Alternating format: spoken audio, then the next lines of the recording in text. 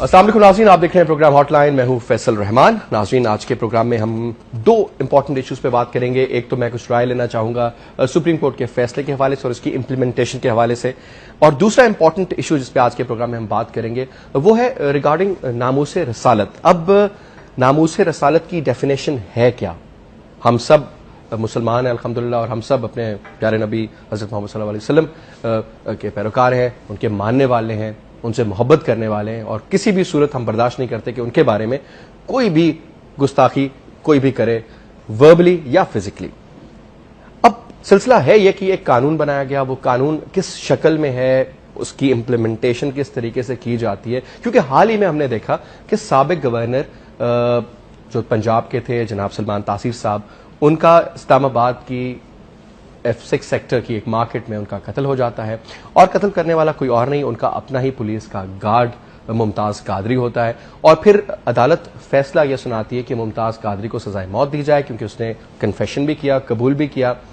لیکن اس میں اب ایک چیز آ جاتی کہ آج بھی آپ نے دیکھا پورے پنجاب بھر میں، راول پنڈی میں، لاہور میں، ہر طرف جلد سے جلوس نکلے. پنڈی اسلام آباد تقریباً پیرالائز تھا، آج فیض آباد کے ارد گرد سارا وہ سلسلہ لوگ جمع تھے. کیونکہ میں اکثر گزرتا ہوں، میں پڑھتا ہوں ممتاز قادری کو رہا کرو. اب یہ دو سوچیں ہیں اس کے بارے میں، کیونکہ ہم سبجیکٹ کہتے ہیں جی بہت سینسٹیو ہے، بات نہ کریں، کیونکہ بحث برائے بحث میں دو تین نظریے ایسے آ جاتے ہیں کہ ایشو بن جاتا ہے، بہت زیادہ جذباتیت اس میں ہمیں نظر آتی ہے، ہم ایموشنل ہو جاتے ہیں. سب باتیں اپنی جگہ پہ صحیح، کیونکہ ہم سب مسلمان ہیں، ہم سب کا فرض ہے کچھ چیزوں کو سمجھنا بھی. کسی کی جان لینا کس صورت میں ہم کہتے ہیں کہ اس صورت میں وہ شخص صحیح کر رہا ہے، یا کسی کی جان چلے گی تو کیا اس کی کیا کیٹیگری ہوگی. یہ سبجیکٹ ڈیفینیٹلی ہے سینسٹیو، لیکن آج ہم پاکستان کے تمام ممتاز رہنماؤں سے اس حوالے سے بات کریں گے، جس میں جو کنوینئر ہے طریقے ناموس رسالت کے، ان سے بھی ہماری ٹیلی فون پہ پہلے بات ہوئی، ان کا بھی ہم موقف سنیں گے. امیر جمعیت علماء اسلام جو ہے ان کے مولانا سمیع الحق صاحب، ان سے بھی بات کریں گے سمیع، اور امیر جماعت اسلامی کراچی محمد حسین مہندی صاحب سے بات ہوگی. اسٹوڈیوز میں بھی ہمارے جو مہمان ہیں میں ان کا بھی تعارف کراتا چلوں. جس وقت میرے ساتھ موجود ہیں مولانا عطا اللہ شہاب. مولانا صاحب نے آج ہی بحیثیت مشیر وزیر اعظم پاکستان کا عہدہ سنبھالا ہے، اور ان کا تعلق JUI سے. بہت بہت شکریہ مولانا صاحب آپ کا بھی. اور ان کے برابر میں تشریف رکھتے ہیں سردار محمد یعقوب خان ناصر، رکن قومی اسمبلی پاکستان مسلم لیگ نواز کے، اور صوبہ بلوچستان کے صدر بھی ہیں PMLN کے. بہت بہت شکریہ سردار صاحب آپ کا بھی. ایک بریک لیتے ہیں جی، بریک کے بعد واپس آتے ہیں، اور میں چاہوں گا کہ اس موضوع پہ آج بات کریں، اور کوشش کریں کہ تھوڑا بہت میں سیکھ سکوں، کچھ جو لوگ دیکھ رہے ہیں پروگرام ان کو بات سمجھ میں آئے، کیونکہ تمام ان حضرات سے آج کے پروگرام میں موقف لیا جائے گا جو بیسیکلی ڈیسیجن میکرز ہیں. ایک بریک کے بعد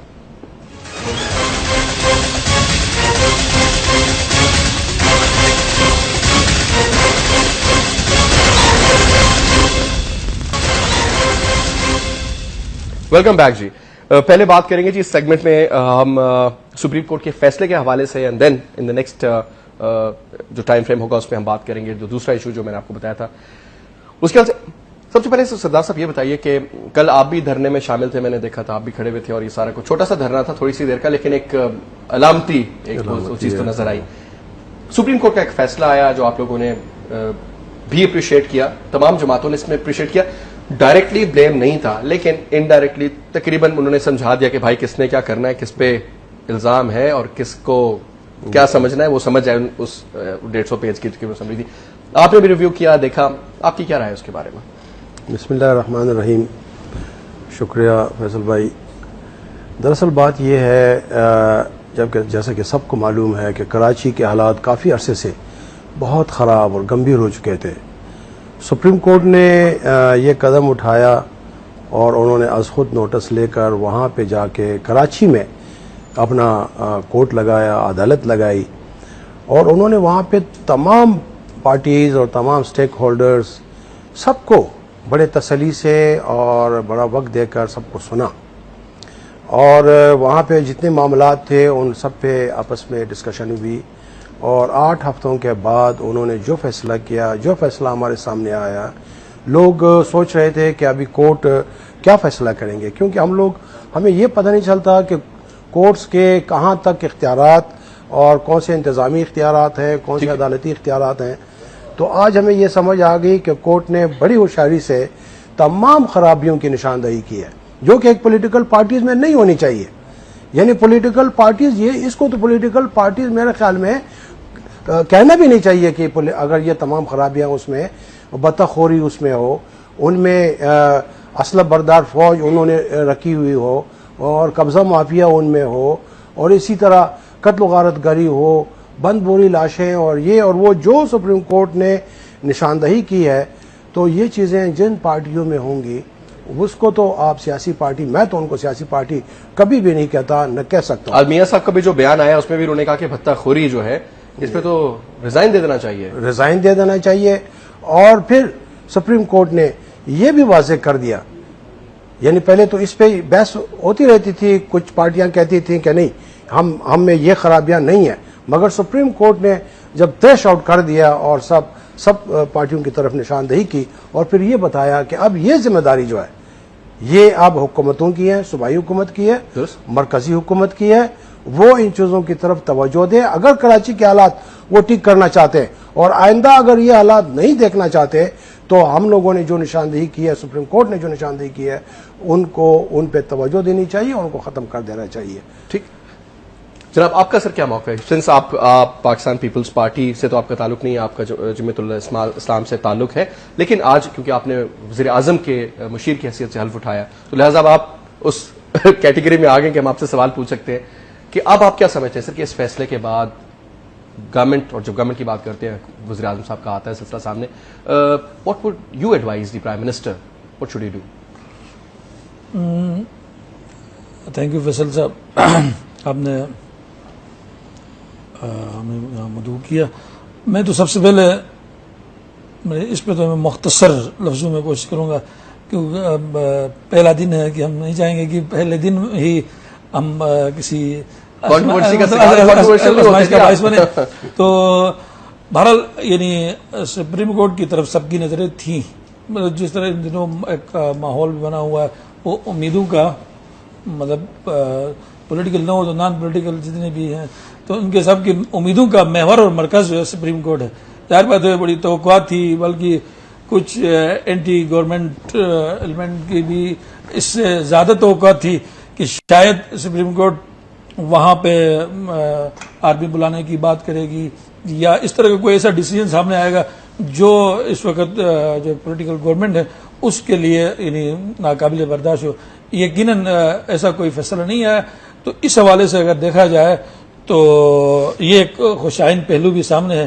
لیکن جو دوسرا پہلو ہے کہ جب کراچی ہے، یقیناً اس پر تو سبھی، جبکہ ہماری عمر وہاں گزری ہے، 12-15 سال ہم نے جوانی کے اچھے ایام وہاں کراچی میں گزارے ہیں. تو یقیناً کراچی، کل کا کراچی اور آج کا کراچی ہم دیکھتے ہیں تو خون کے عنصر مطلب یعنی ہمارا دل ہوتا ہے. لیکن ساتھ ساتھ اس کا کوئی حل، سبھی طبقات اس پہ متفق تھے اس کا کوئی حل آنا چاہیے. تو اس حل کی طرف یعنی پیش رفت نظر آتی ہے. اس جو فیصلہ سامنے آیا اس پر عمل، کل یہ فیصلہ آیا اور کل ہی اتنے سارے قتل ہو گئے اور پھر سارے سلسلے ہو گئے. کل آپ پاکستان پیپلز پارٹی کے بیٹھے ہوئے تھے یہاں پر، درانی صاحب جو ہیں آیت اللہ درانی صاحب، وہی کہتے ہیں، میں نے ان سے پوچھا بڑا کیٹیگری، میں نے کہا اس سے کچھ امن، انہوں نے کہا کچھ بھی نہیں ہوگا، کوئی امن نہیں ہوگا اس سے. یہ اپروچ جب بابر روان صاحب کہتے ہیں سب ٹھیک ہو جائے گا. ایک تو فیصلہ ہے، ایک تو عمل درآمد ہے نا.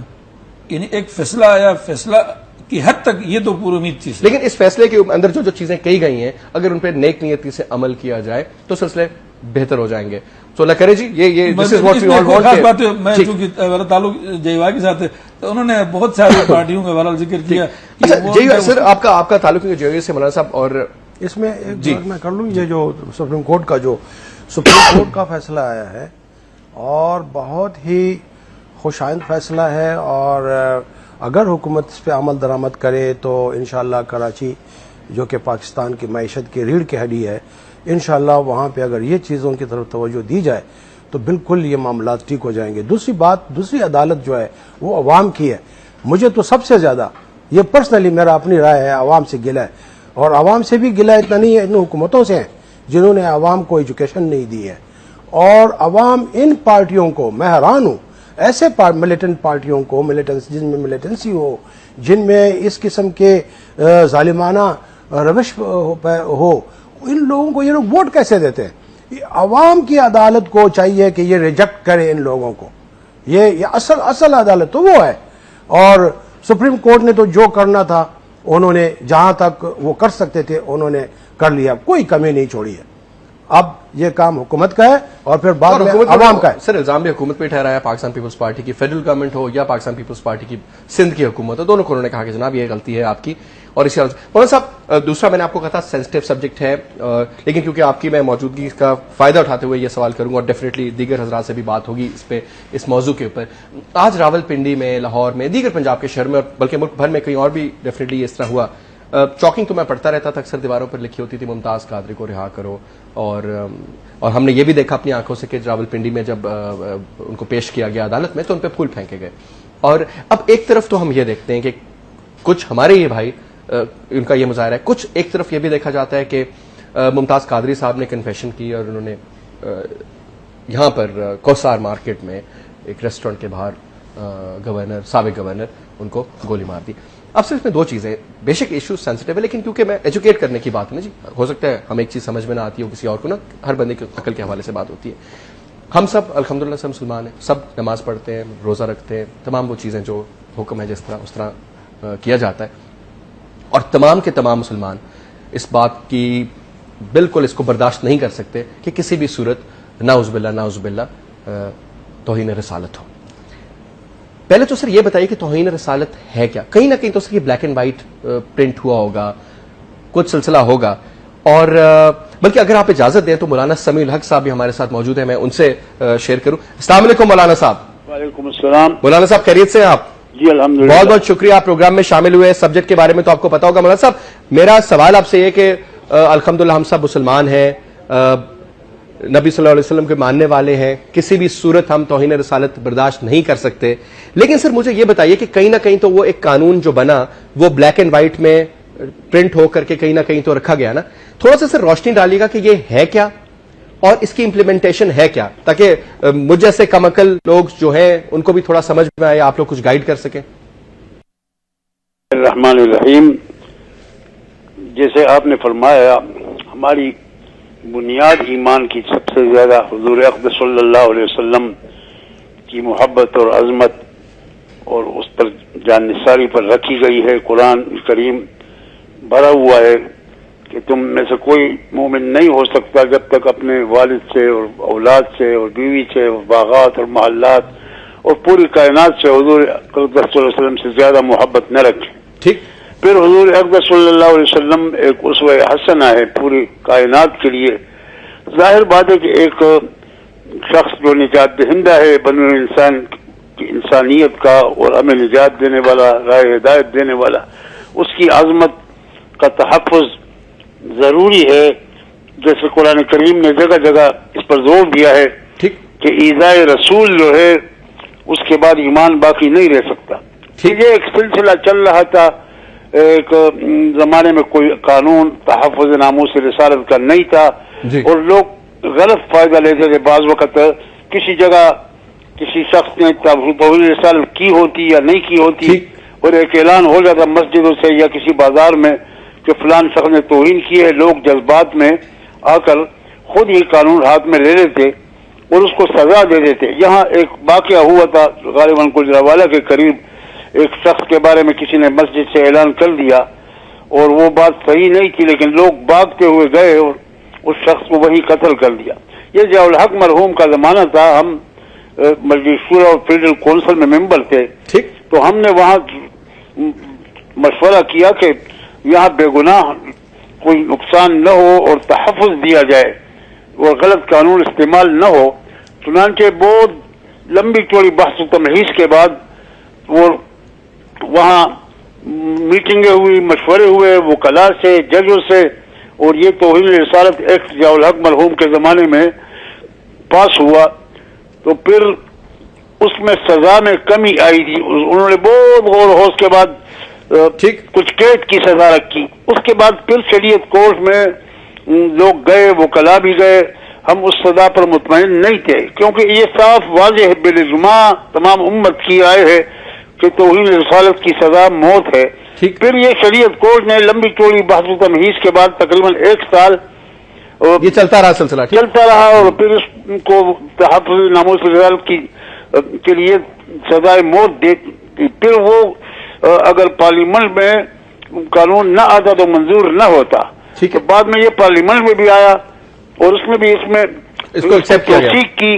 तो इस तरह गोया बेगुनाह एक तरीक़ेकार वज़ा किया गया कि कोई गलत इस्तेमाल न करे। लंबा चौड़ा प्रोसीजर है, DC के पास जाएगा और मजिस्ट्रेट के पास जाएगा, फिर उसके बाद रिपोर्ट दर्ज होगा। उससे भी इतना लंबा काम है कि कोई गरीब आम शहरी ये सारा पूरा नहीं कर सकता। अच्छा मौलाना समीर साहब, ये फरमाइएगा कि ये दुनिया के हम बात करते हैं दीगर 57 ममालिक में और खास करके अरब ममालिक में, चाहे उसमें सऊदी अरेबिया का नाम लिया जाए या दीगर ममालिक का नाम लिया जाए या फिर फार ईस्ट के इस्लामी ममालिक जिनमें इंडोनेशिया है या मलेशिया है, किसी और इस्लामी मुल्क में ये इम्प्लीमेंट हुआ है जी? देखिए, किसी जगह अगर ये इम्प्लीमेंट नहीं है तो पूरा कुरान और सुन्नत इस वक्त किसी इस्लामी का मुल्क का कानून नहीं है और सही माने में कोई किताबुल्लाह और सुन्नत रसूल तो कानून का शक्ल में कहीं नाफिज नहीं किया गया, बल्कि बहुत से ममालिक नजरअंदाज कर रहे हैं। एक आम रुख ऐसा आया है कि वो तो हिजाब तक को बर्दाश्त नहीं कर रहे हैं और पर्दे को बर्दाश्त नहीं कर रहे हैं। ये तो हमारे लिए कोई नमूना नहीं है। मेरा दूसरा ख्याल ये है कि ये जरूरत ही नहीं समझते, वो इतनी कतई और बदीही चीज है कि मुसलमान हुक्मरान और हुकूमतें वो समझते हैं कि ऐसा कोई हरकत कोई करेगा तो खुद ब खुद उसको सजा दी जाएगी। तो अगर ऐसा नहीं है तो ये हमारे लिए दलील नहीं है। गोया हमने तो एक अच्छा रास्ता अख्तियार किया कि किसी अकलियत को या किसी बेगुनाह शख्स को कोई इसको इस्तेमाल न करे गलत और किसी को नुकसान न हो। उस तहफ़्फ़ुज़ के कानून मौलाना साहब यूरोप ने पसंद नहीं किया। बात दरअसल यही है कि सारा यूरोप नहीं चाहता है कि हम किसी अपने मजहब और दीन और अकायद और जज्बात और एहसासात का तहफ़्फ़ुज़ कर सकें। ठीक। अच्छा, मुझे ना मौलाना साहब, क्योंकि 2 मिनट रहते हैं, लेकिन मैं एक सवाल आपसे जरूर पूछना चाहूंगा। एक तो ये बताइए कि एक दूसरे के मज़ाहिब का तहफ़्फ़ुज़ ये भी हुकूमत की जिम्मेदारी है ना जी, कि अगर पाकिस्तान एक माशाल्लाह इस्लामी मुमलिकत है लेकिन यहां पर रहने वाला हिंदू है, चाहे क्रिश्चियन है या किसी भी उसका मजहबी जमात से ताल्लुक है, जो कि मुसलमान नहीं है लेकिन किसी और जमात से उसका ताल्लुक है या किसी और मजहब से उसका ताल्लुक है, उसकी सेफ्टी के हवाले से फरमाइएगा कि क्या इस्लामी नुक्ता नजर से उसको किस किस्म की प्रोटेक्शन है। और दूसरा मैं आपसे यह भी पूछना चाहूंगा कि एट द सेम टाइम फिर इस्लाम जिन ममालिक में ज्यादातर दूसरे मज़ाहिब इंप्लीमेंट हुए में और वहां पर रहने वाले मुसलमानों के, कल ही मैं एक वाकया पढ़ा था कि एक पाकिस्तान की पाकिस्तान की शहरियत मतलब अमेरिकन औरत लेकिन पाकिस्तानी थी, उनको जहाज से इस बुनियाद पर उतार दिया गया, उन्होंने सू भी किया क्योंकि उन्होंने बुर्का किया हुआ था। तो अब इस तरह की चीजें हम देखने में आ रहे हैं, एक तरफ वो एक्सट्रीम, एक तरफ हम ये देख रहे हैं। ये थोड़ा रोशनी डाली का, ये अगर इजाजत दे दें मौलाना साहब, आप मेरे साथ ऑनलाइन ही रहे, मैं ब्रेक ले लेता हूं और आप ब्रेक के बाद फरमाइएगा इसके बारे में जी। ठीक है जी, एक ब्रेक नाज़रीन लेते हैं और ब्रेक के बाद वापस आते हैं।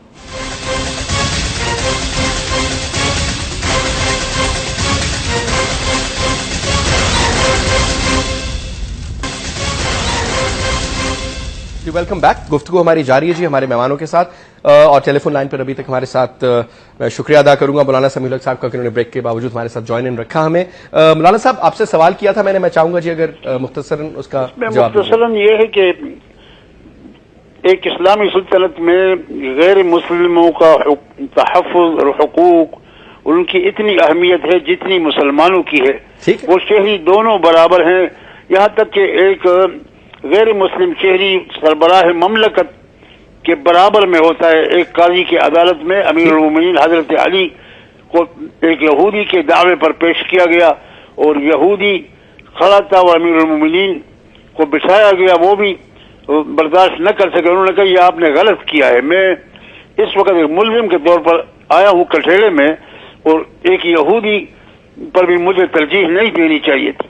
ये सारी सूरत हाल लहुम मा लना वला अलैहिम मा अलैना। फिर रियायत ये है कि तमाम शहरियों पर जितनी जिम्मेदारियां हैं और बोझ हैं उनसे भी उसको मुस्तस्ना करार दिया गया है। सारी रियायतें उनके लिए हैं, फराइज वो अदा नहीं करेंगे, हुकूक उनको मिलेंगे। दूसरा ये है कि यूरोप का तो एक ऐलान जंग उसने किया है, वो हमारी तहजीब और अक़दार को मिटाना चाहता है। वो इसको क्रोसीड जंग कह रहा है। वो दाढ़ी बर्दाश्त नहीं करता पेरिस में और पर्दे में, वो मीनार को नहीं बर्दाश्त कर सकता कि ये इस्लाम की शौकत की अलामत है। पर्दा वो बर्दाश्त नहीं करता। फिर इंतहा पसंद हमें कहता है। پھر خاص وہ نبی کریم صلی اللہ علیہ وسلم کے بناتے ہیں. ہمارے نزدیک نبی کریم صلی اللہ علیہ وسلم اور تمام انبیاء کرام کی ایک ہی طرح گویا عظمت ہے. اور لا نفرق بین احد من رسولہ، سب کی عظمت اور عزت وہ محفوظ تحفظ ضروری ہے. تو میں سمجھتا ہوں کہ یہ اس میں یورپ کا دباؤ ہے کہ مسلمان اپنے پیغمبر صلی اللہ علیہ وسلم کی عظمت اور عقیدت میں بھی تحفظ اس کا نہ کر سکے. تو ہمیں یہاں تمام انبیاء کرام کا اور ان کی عظمت کا احساس کرنا ہوگا. اگر یہ قانون آج ختم ہو جائے جو بنا ہے، آپ کیا سمجھتے ہیں کہ ہر شخص ہمارے جو غازی ہیں ان کی طرح قانون ہاتھ میں نہیں لے گا؟ ٹھیک. سر مجھے مولانا صاحب کوئکلی کیونکہ وقت کی تھوڑی کمی ہے، میں ایک سوال اور کروں گا. آج ایک طرف یہ کہا جاتا ہے بہت سے لوگوں کے جو آج آپ نے جلد سے جلوس ہوئے ممتاز قادری کے حق میں، عدالتوں میں بھی پھول پھینکے گئے، سارا کچھ ایک طرف عدالت نے ان کو سزا سنائی. اب یہ بہت مشکل سوال ہے، عدالت نے آلریڈی فیصلہ کر دیا. میں نوبڈی ٹو چیلنج اٹ اور اینی تھنگ. مجھے آپ یہ بتائیے سر کہ اب اس میں صحیح کون ہے غلط کون ہے، ہم کیا کریں بحیثیت پاکستانی؟ میں کس کو صحیح مانوں کس کو غلط مانوں؟ اب یہ قانون ہے اور عدالت کے فیصلے تو اپنے قوانین اور تعزیرات ہند جو حقیقت میں ابھی تک برقرار ہے اس پر چل رہے ہیں. لیکن یہاں دو چیزوں کا ٹکراؤ ہے، ایک قرآن و سنت کے قطعی متفقہ فیصلہ اور اجماع امت، اور دوسری طرف ہمارا رائج الوقت دستور. تو آپ کے سامنے ایک مسئلہ آیا، مثال ریمنڈ ڈیوس کا مسئلہ آیا. اب دستور اور قانون اور سب متفق تھے کہ اس کو سزائے موت دی جائے، لیکن وہاں امریکہ کو بھی پسند آیا اسلام اور انہوں نے بھی بہت زبردست مثال دی آپ نے شریعت. مولانا صاحب بہترین بات کی آپ نے، شریعت کی آن لے لی، پھر ان کو دیت بھی یاد آ گیا، قصاص بھی یاد آ گیا. اور یہ نہیں کہا گیا کہ یہاں پاکستانی دستور کا کیا کریں گے. وہ دستور کو رون کر انہوں نے ایک مجرم کو، ایک قاتل کو باہر بھیجا. تو یہاں بھی ہم شریعت ہی کو ترجیح دیں اپنے دستور، بلکہ دستور اور قانون میں بھی سزائے. اس نے اپنے موت کو خود دعوت دی تھی، اس نے حالات کا احساس نہیں کیا. سلمان تاثیر صاحب عدالت میں جیل میں گیا، ایک ملزم توہین رسول کرنے والے شخص کے ساتھ کھڑا ہو گیا، اس قانون کو کالا قانون کہا. اب اس کی ذمہ داری اس پر آتی، اس خدا کے بندے کو سوچ احساس ہی نہیں تھا عظمت کے رسول کا. ٹھیک ہے، تو پھر اس کے بعد تو یہی ہونا تھا. اب بھی وہی کام کیا جائے، شریعت کو ترجیح دی جائے مروجہ قوانین پر. بہت شکریہ مولانا سمیع الحق صاحب، آپ نے وقت نکالا اور ہمارے ساتھ شامل ہوئے، تھینک یو ویری مچ. اچھا مولانا صاحب نے جی بات جو سم اپ کی، انہوں نے جو اگزامپل دی ریمنڈ ڈیوس کی کہ جب دستور کے حساب سے تو سزائے موت بنتی تھی، لیکن ادھر جو اس کے لیے وے آؤٹ تھی وہ اسلام کی ایک میں کہہ لوں کہ اس میں ایک لحاظ سے جو معاف کر دینے والی بات ہے، ہمیشہ سے معافی کا جو اس میں سلسلہ ہے اس کو استعمال کیا گیا، اور وہ جو بھی ان کو رقم ادا کی گئی وہ ایک سلسلے کے تحت اگر ان کے جو لوگ تھے ان کے لائقین انہوں نے ان کو معاف کر دیا. وہ سلسلہ وہ معاف دل سے کیا نہیں کیا وہ ایک الگ چیپٹر ہے. اور انہوں نے کہا کہ اس صورت میں بھی یہ کیا جائے گا. میں تھوڑا سا تبصرہ کیجیے آپ اس پورے کی پوری، اب یہ جو ایک کیس اسٹڈی ہو گیا نا، تو آپ اس کو آپ کیسا دیکھ رہے ہیں سر؟ یہ فیصل صاحب میں اس حوالے سے تو سب سے پہلے یہ کہنا چاہوں گا کہ ناموس رسالت صلی اللہ علیہ وسلم کے حوالے سے یعنی تمام مسلمان خواہ وہ یعنی کسی بھی طبقے سے تعلق رکھتا ہو، انتہائی کمزور ترین یعنی مسلم نام کا بھی ہو، لیکن جب یہ مسئلہ سامنے آتا ہے تو کھڑا ہو جاتا تو پھر یعنی اس کا اعتقاد کو مطلب بڑی حرکت ملتی ہے. تو چونکہ یہاں ایک ملکی قانون ہے، ایک مذہبی ایک سوچ ہے، ظاہر بات ہے ملکی قانون اور مذہبی سوچ آپس میں موافق ہو، اکٹھے ہوں تو یہ جو ہے ریاست کی مضبوطی کا باعث بنتا ہے. ایک بنیادی بات ہے. اور چونکہ پاکستان ایک اسلامی ریاست ہے، اسلامی ریاست ہونے کے ناطے جب بھی پارلیمنٹ کے اندر جو بھی قانون سازی ہوئی ہے یعنی خصوصیت کے ساتھ اس مسئلے پہ یہاں پہ تمام طبقات نے اکٹھے ہوئے. آپ اس کی ایک مثال دیکھ لیجئے، یعنی جب 73 کے آئین کے بننے کے بعد جب اسمبلی کے اندر پارلیمنٹ کے اندر اس حوالے سے ایشو آیا تو تمام مذہبی طبقات یعنی اس میں انہوں نے آپس کے تفرقات کو، آپس کے اختلافات کو، ایون کہ وہ اختلافات جو ہے یعنی فسادات کی حد تک بھی آگے جا چکے تھے، ان سب کو بلا دیا، اکٹھے ہو گئے. مطلب ایک مغرب سے، مشرق سے، شمال جنوب سے سب اکٹھے ہوئے. اور پارلیمنٹ کے اندر جب فیصلہ آیا یقیناً یہ کریڈٹ تو بہرحال مذہبی طبقات کو اس حوالے سے آپ دے دیں کہ انہوں نے نقطۂ نظر پہ اتفاق رائے پیدا کی.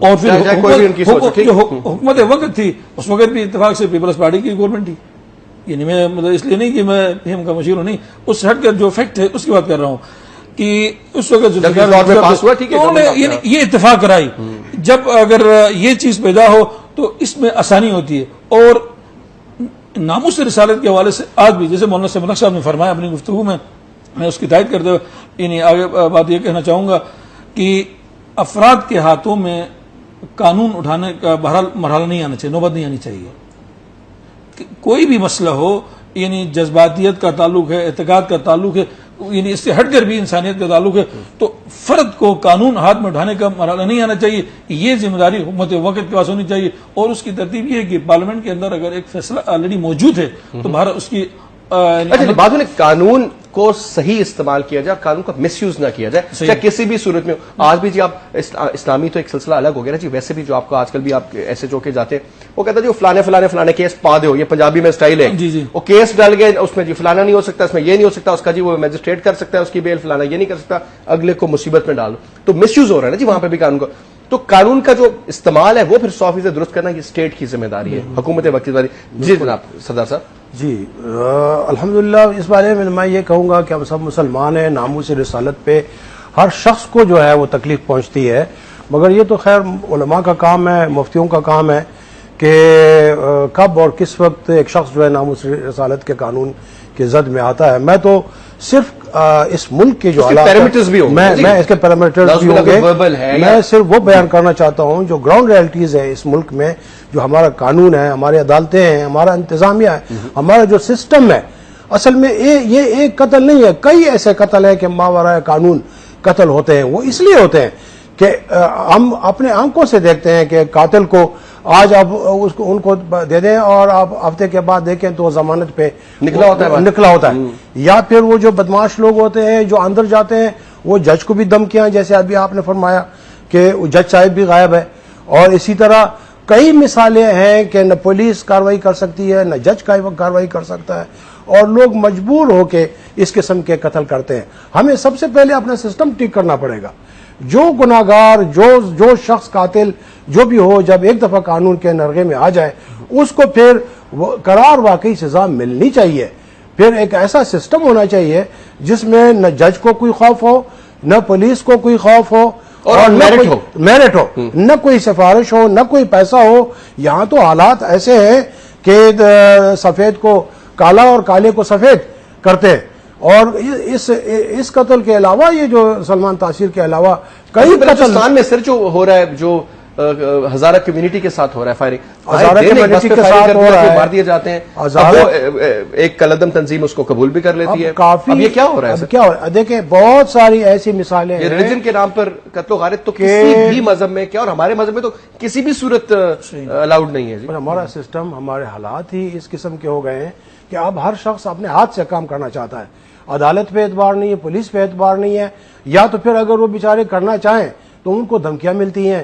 ہمارے اپنے رشتہ دار ہیں پولیس میں وہ ڈر کے مارے اگر وہ صحیح کام کرتے ہیں ان کو صاف صاف کہتے ہیں کہ آپ تنخواہ گورنمنٹ سے لیں، کام ہمارے لیے کریں، وگرنہ پھر آپ کے ساتھ یہ ہوگا، اور پھر وہی ہوتا ہے. تو ان حالات میں آپ یہ دیکھیں کون کسی کو عدالت تک چھوڑتا ہے. وہ کہتے ہیں کہ ادھر ہی ختم کرو اسے، جب عدالت میں ملے گا نہیں تو پھر تو یہی حالت ہوگی. ٹھیک سردار صاحب، ایک بریک لیتے ہیں جی، بریک کے بعد واپس آتے ہیں. عمران صاحب ایک ناظرین، ایک کوئک بریک کے بعد واپس، اور پھر ہم کوشش کریں گے کہ ہمارا رابطہ ہو ابو الخیر زبیر صاحب سے جو کہ کنوینئر ہے تحریک ناموس رسالت کے. اور میں چاہوں گا کہ اس امپورٹنٹ سبجیکٹ کے اوپر ان کا بھی موقف لینا بہت ضروری ہے. ایک بریک کے بعد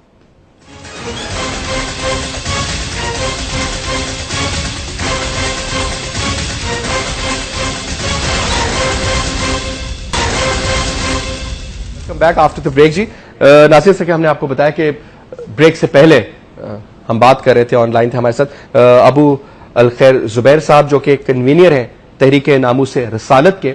اور جس طرح کہ آپ جانتے ہیں آج کل یہ ایک ایشو اس سینس میں کہ اس پہ بات لوگ کرنا چاہتے ہیں، کر نہیں سکتے، کچھ لوگ بات کرتے ہوئے ڈرتے ہیں. لیکن آج ہم بات کر رہے ہیں اس پہ ایٹ لیسٹ کچھ جو اس مختصر سے وقت میں کچھ کانسیپٹس ہیں وہ کلیئر ہو. ہمارے ساتھ موجود ہیں آن لائن. السلام علیکم جی.